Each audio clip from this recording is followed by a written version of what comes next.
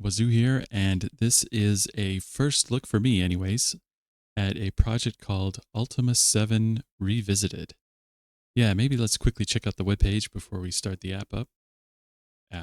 Game. Okay. So this is on u7revisited.com, and let's check what this site says. What is Ultima VII Revisited? TLDR, Ultima VII Revisited is a replacement engine for Ultima VII that presents the game in 3D and fixes various issues with the game. Go to the Downloads tab to find out how to get it. My name is Anthony Salter, and I love Ultima. Awesome.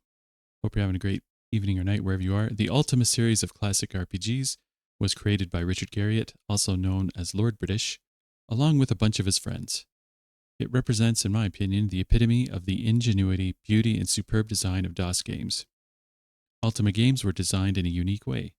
Garriott would build an RPG world, filling it with merchants, monsters, and dungeons, but no character or plot. That would only come after the world had been fully created.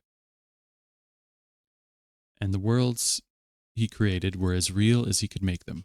Day-night cycles, phases of the moon, names and schedules for every character, and a complex dialogue system that required players to actually find keywords in the world to ask the characters about. Many fans, myself included, consider Ultima VII to be the epitome of the series' design, doing things that even now modern games can't. That's definitely true. Amen.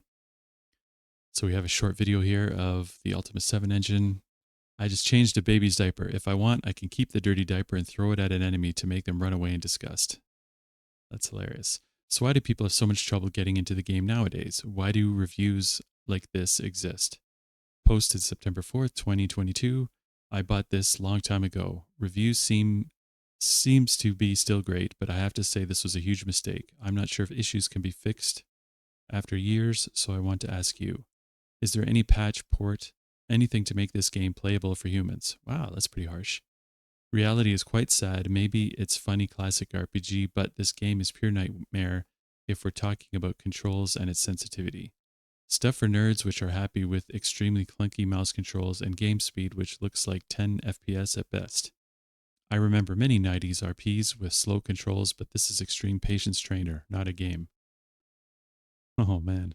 Well, they exist because of this. That's not a video issue. That's just the actual frame rate of the game. And yeah, like it sort of looks chunky by design. That's kind of the part of the appeal of Ultima 7, I would say.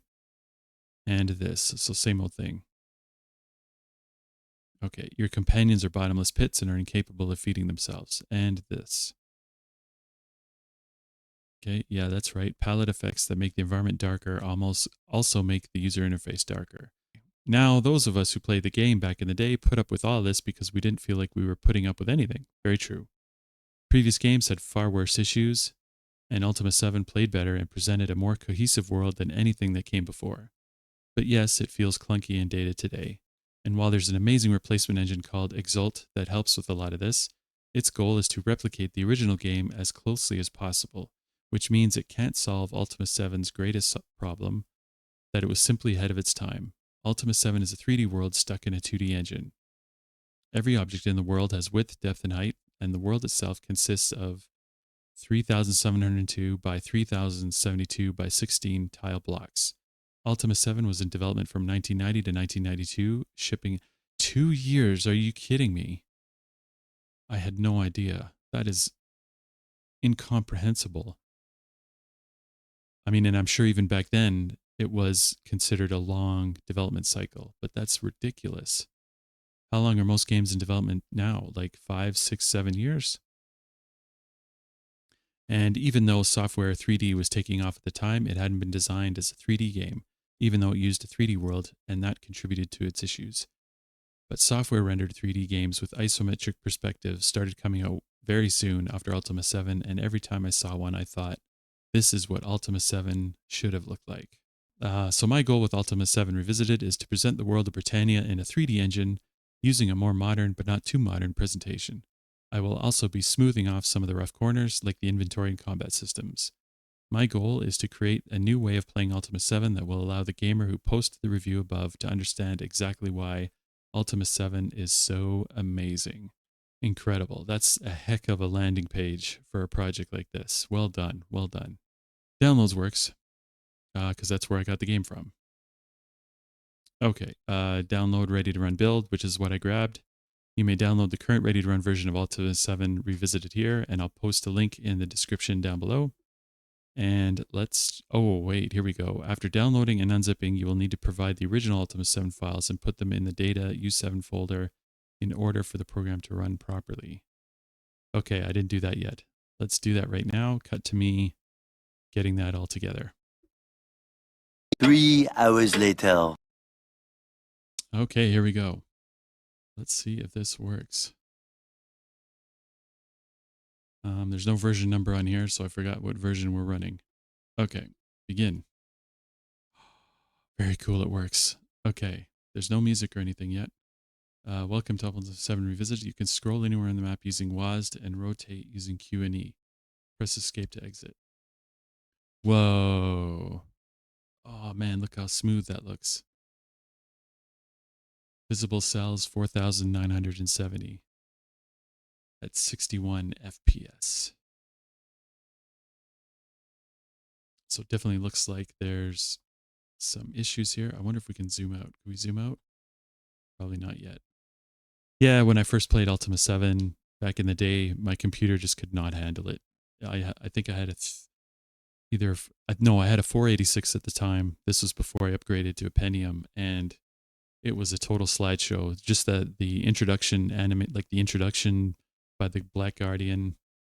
No, he wasn't called the Black Guardian. The introduction by the Guardian, excuse me, when his face comes into the screen, was so cool. But man, it took forever to load and render on my computer back then. So I never really made it out of Britain. I barely even made it through Britain. So everything was just too slow. And now recently I've played it, and okay, let's go down over here. Maybe we can get back into Britain. I wish we could like reset to where. Oh, here we go. Okay. So we've got. So we don't have any of the buildings done yet. Of course, this is just sort of the base tiles of the wood structures. So these are all the. Let's see. Where's that starting point barn that the player starts off with? Is it here? Is this it? No. Because there's like a back. This is it. Yeah, this is it. Okay, so this is where we start off Ultima 7 with the, animation and the gargoyle pinned to the wall. The other dude, or maybe it's the other dude pinned to the wall. I forget which one, but there's a really bloody man, with his arms and legs torn from his body. I think it was. It was really ghastly. Like definitely a brutal scene to witness, like right when you open the game, like pow. I don't know how far, like how much can be done in terms of like mapping the original data, like music, effects, scripts, however the engine worked with this effort here. But I'm really down to see what can be done with it. Okay, this must be either this is the city hall or this is, but yeah, this is definitely really cool, really smooth. This animation is so great. I wonder how far. I know there's been a ton of work put into this already. I'm just be hopeful then that in a future release we could zoom in and out, and that way we could really move ourselves around the game world. Okay, so I think this way we're heading over to. Okay, what would this be? If that was Britain,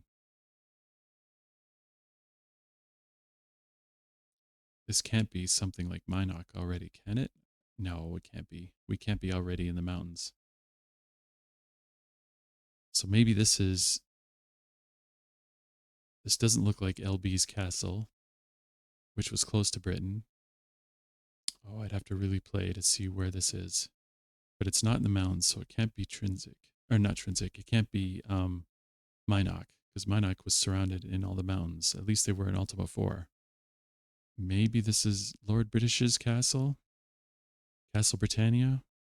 I could see that with an architecture like this. Yeah, I could really see this. Okay, so we came eastwards from Britain. So this would have to be Lord British's castle. But I wonder how much of this terrain actually renders, how far we can go. Yeah, this is definitely the castle. Are these the mountains? These might be the mountains. And if we head up north and east, we should come across Minot. I just can't go too northeast or I'm going to miss it entirely. I'm curious what these tiles are, though. Like these ones with the specific letters on. I don't know if that's like just an artifact of the engine, the way it's processing the data from the game files, or if that means something, like it's a code of some kind. It is really hard to tell where I am right now. Another possibility is that it's you, that we've gone up northwards too far and it's now you. I don't know how big or small the game world felt in Ultima 7. Again, like I mentioned, I just haven't really explored it all that much. I didn't explore it all that much, so I should actually go back into the game and play it. And then it's a lot easier to figure out where I am. So this is a very silent game. Hopefully the audio can get up and running, and at least we can have like one track kind of going away in the background there.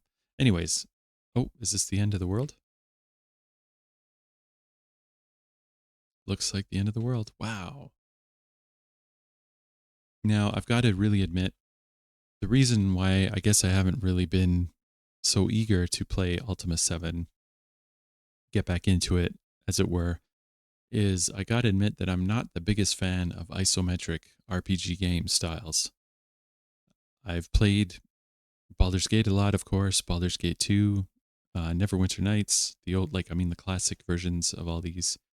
And, and even like Spiderweb Software's RPG games are all isometric. And kudos to all of them. I mean, they're all doing really well. Jeff has really done a great job at putting that product together, those games together. His Avernum series, and hats off to him. And I definitely recommend them as RPG games. I definitely prefer like the classic top-down style when playing an RPG. I don't know, like I don't seem to be able to get into an isometric world as easily. But that's just me, obviously. That's just my opinion. But this has been a really cool experience going through the game world, seeing all these tiles. Well done, Anthony. Still running at 61 FPS. And yeah, cam look at, cam position. This looks like it was written in SDL2 engine, probably, judging by the DLLs that shipped with this binary. And yeah, that's about it for this version of Ultima 7 Revisited. I think I'll keep an eye on this project. I'll see if I can I'll follow the GitHub repo, and when there's new releases, then I'll be alerted and maybe I can ping them down. And even depending on how this code base looks like, maybe there's a contribution or two I can make. I have no idea. It would be really wild. But at any rate, this has been the Ultima 7 Revisited project first look. I can't even give you a version number. So hopefully Anthony comes out with a version number. This is, as of recording, this was, wait, we can check the, this is an in-work progress demo of my game Planitia. Okay, so he like pulled an existing game, which I seem to recall ViridianGames working on before, called Planitia. So we probably took the same code base, converted it into this project. Okay, so I don't know if this is 0.70 of Planitia or if this is 0.70 of Ultima 7 Revisited. Okay, so the initial commit was 3 weeks ago. Let's see, we don't seem to have a binary here. So it would be nice. Okay, I mean, I know I'm asking a lot, but it would be, I mean, I know this is a free effort and it's just like time by Anthony here. Okay, let's watch this code base. Okay, so first of all, like it would be nice, Anthony, if you ever see this video, it would be really great if you could make releases, like tag releases, and I mean, of course, just my opinion. Sorry, I don't mean to sound so pushy. I really appreciate the effort that you're putting into this. I would suggest that you would tag these with release versions. That makes it a lot easier to follow and pick up when new versions are put out there. But at any rate, this is. I guess we can zoom in a little more. Yeah. So this project relies on Geist, my free game engine that you can get wherever you got this. Okay, cool. So at some point I'll check out Geist. But this has been a look at ViridianGames Ultima VII Revisited, and a really cool fan project that attempts to smoothen out the rough edges of the Ultima VII engine. I really wish Anthony the best, and I can't wait to see the next release and check it out then. Okay, that's it for this video, folks. Hope you enjoyed our little stroll through Britannia, Ultima 7 Britannia, and we'll see you in the next one. Leave a comment down below if there's something you want me to look at or something you want to correct based on my mumblings about this video, and we'll see you in the next one, folks. Peace.